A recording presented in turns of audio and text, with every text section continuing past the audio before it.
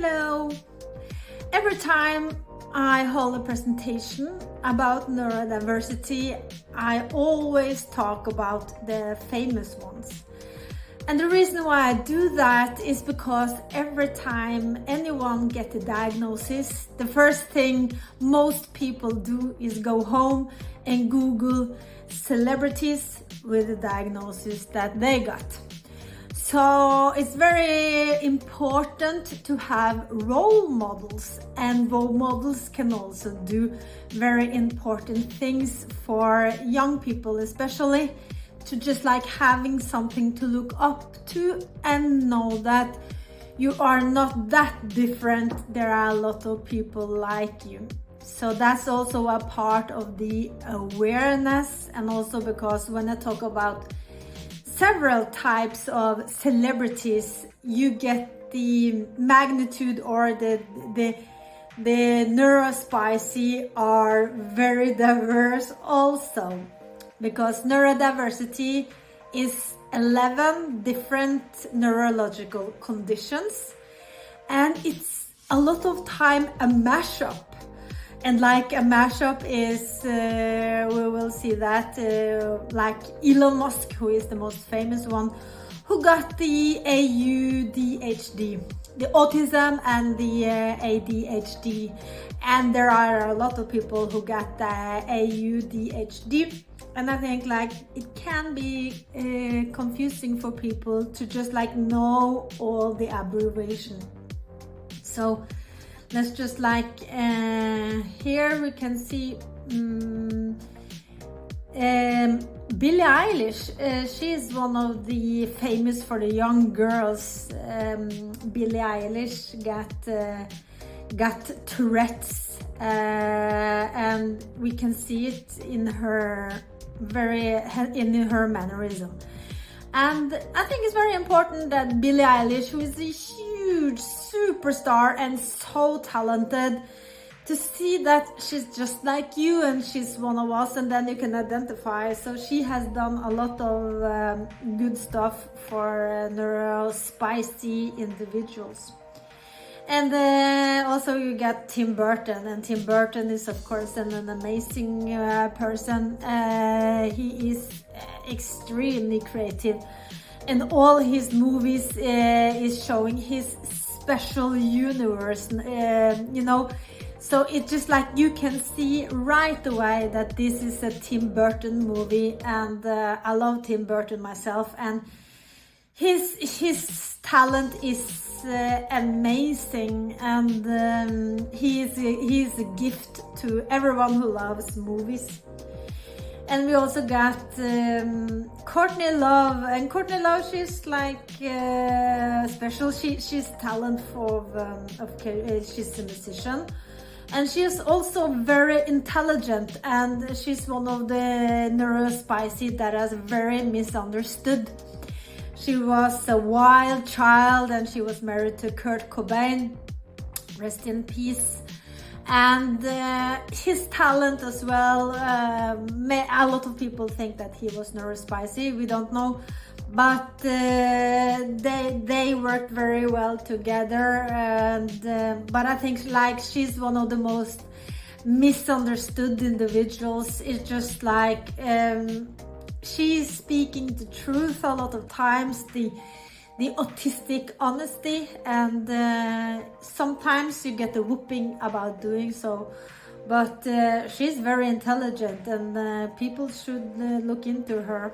And of course we have David Beckham, and I don't think like a lot of people know that David Beckham are neurodiverse, because you don't typically think about OCD as a neurodiversity, but he is neurodiverse, and this is one of the reasons why he is so good at the free kick. Nobody ever did the free kick like David Beckham, and the reason why he was his obsessiveness, right? So he trained and trained and trained, and the perfection of being neurodiverse, like he wanted to perfect the free kick. And now you have schools of doing so, But I think like the diagnosis in him made him this one of the world's best footballers and unmatched when it comes to free kick. I'm pretty sure that a lot of men and women will challenge me of that, but he's like the free kicker that I know that is world champion, and I don't think maybe you can teach, but you need to go on the football field and just like train and train and train and train. So this is when the obsessive compulsive behavior can be used to good. He also have this in his private life. He's super organized, and of course he also have a very clean kitchen, I've heard. But yes, I think like I think it's very important to know that it's the things that you can do with being neurodiverse, the positive things. I think like we need to focus on the positive.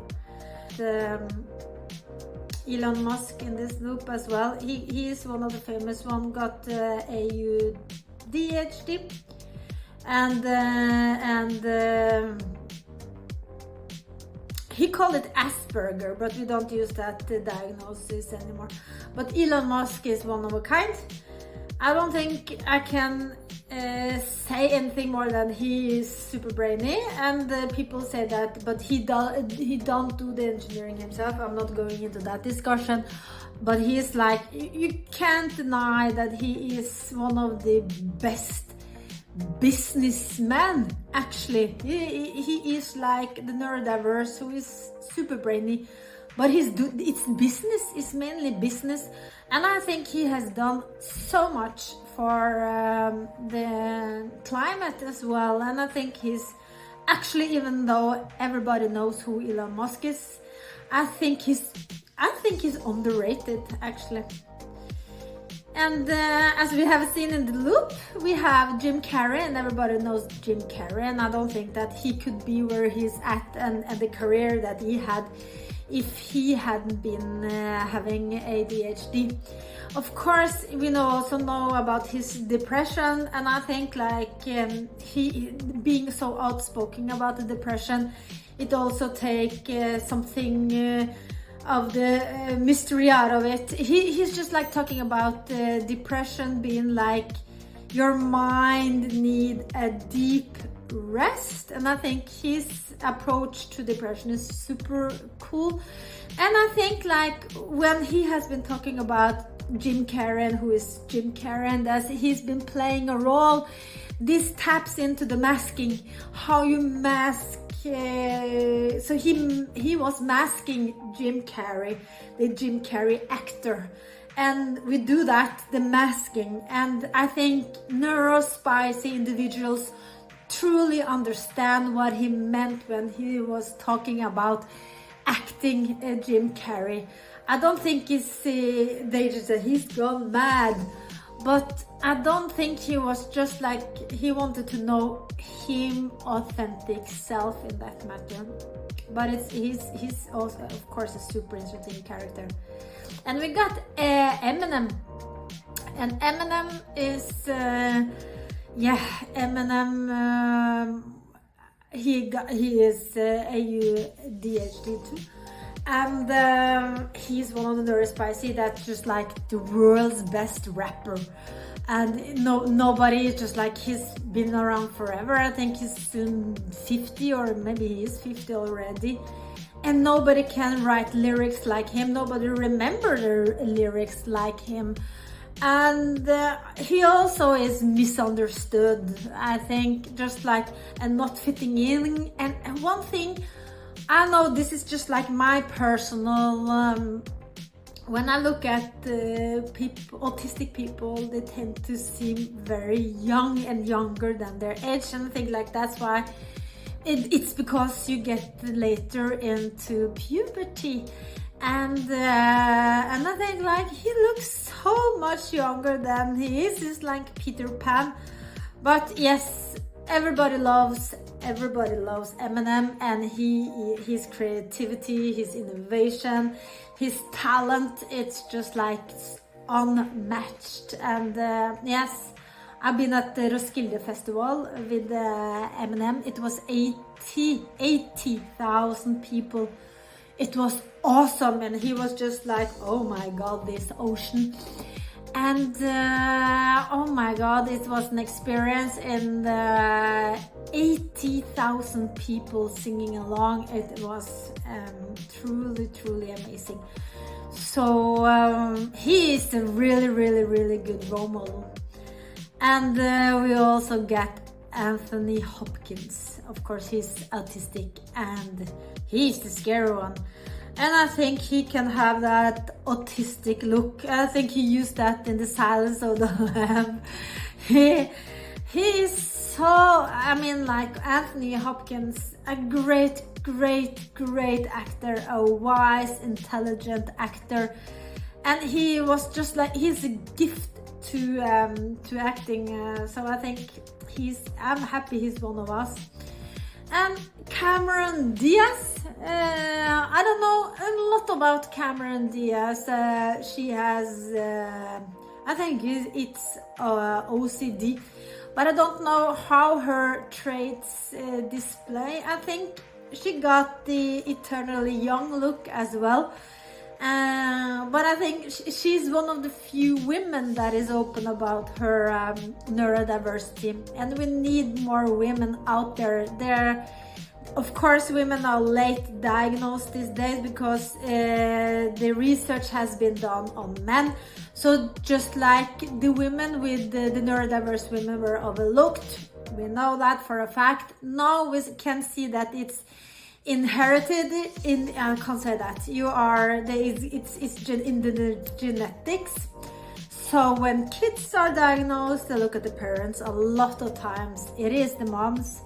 So I think like we will see more and more female neurodiverse coming out, so to speak, because young people, they don't care. They are very open about their diagnosis. Daryl Hannah, I'm not sure, the young watchers do maybe not know who Daryl Hannah is. She's an actor. We know her actress, or I don't know the gender, the right gender, what do you call it? Actor, actress, she's a woman, and she is very famous for a lot of movies in the 90s and 80s. And I think her most famous recent part, but that's not recent either, is Kill Bill. She was the psycho nurse, the famous scene with Daryl Hannah. And yes, she's also a neurospicy woman. Leonardo DiCaprio as well. I think like a lot of times neurodiverse are actors, and that's funny because they are also dyslexic. Yeah, now I can't say it. Neurodiverse. And of course, could we find a more famous actor than he? I mean, like, he is awesome. And yes, one of the most famous autistic people is also Einstein. But I'm not sure if Einstein is a perfect role model. I love the fact that he is neurospicy, but I don't think like a lot of people identify with Einstein. Maybe Elon Musk, maybe Magnus Carlsen. I don't have like Magnus Carlsen in this loop, but Magnus Carlsen is also a world champion chess player, but and his minds work in very mysterious ways. Like he can have 20 chess, maybe more. He remembers every chess match that he has ever done. His minds work like, yes, I said, he is really neurodiverse, like Einstein. So I would think like they are an elite club. I don't want a high function, low function. We should not go there. But there is an elite. Let's just like be frank. It is an elite And Einstein, Magnus Carlsen, Elon Musk belongs in that elite club.